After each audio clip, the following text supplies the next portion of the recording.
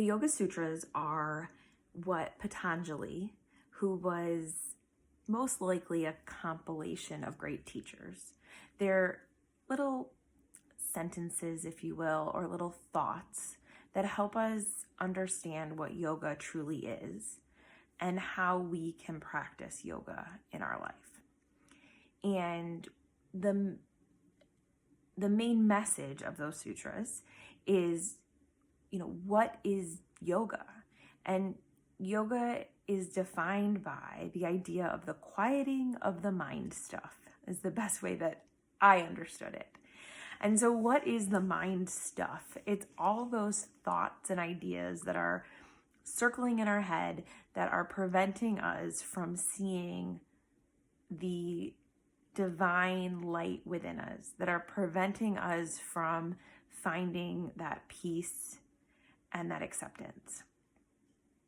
And so when I've been looking at the Yoga Sutras for my training, what's been really interesting to me is how a lot of the ideas presented in there actually apply and can be applied to the principles of intuitive eating.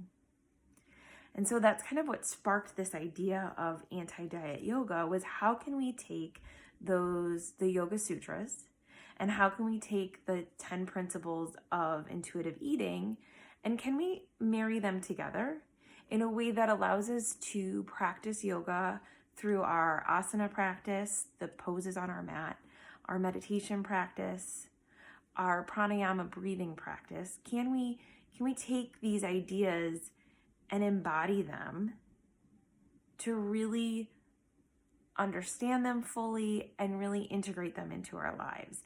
And I think the Yoga Sutras just give us such a beautiful way to kind of approach life and to approach intuitive eating.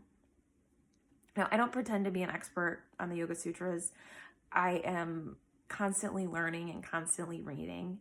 But what I'm trying to incorporate in my classes when I'm teaching is these different ideas and how we can marry them together, so that something that was written a very long time ago might feel a little bit more applicable to our lives as intuitive eaters, as body positive, anti-diet yoga practitioners. And so this week I am focusing on the idea of misperception, which is one of the vrittis. And the vrittis, the best example of what they are was this idea that they're the waves that come into our mind that stop us from practicing yoga, that stop us from quieting the mind stuff. It's these things that come up over and over again, or obstacles in our way. And so the idea of misperception to me was diet culture. So diet culture tells us that we are not good enough.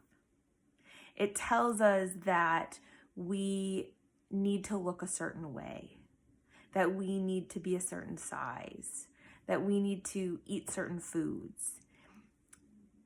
It's a misperception of what we really need to be doing. So we see healthy living and we think, oh, that's good for me. I should be following that. But that is a misperception. Healthy living is just diet culture in another name. It's telling us that we can't trust our body, that we can't trust that divine light within us, that we can't trust our gut to know what is good for our bodies and what isn't. And so how can we quiet these misperceptions? How can we see them for what they really are? How can we reject diet culture completely so that we can find a place of peace in our bodies the way they are today, not how we think they should be? Can we find strength to open our hearts and start seeing the world with fresh eyes, to start labeling diet culture for what it really is? And so when we have those misperceptions, when we see, somebody who is cutting carbs, can we see that for what it is, diet culture?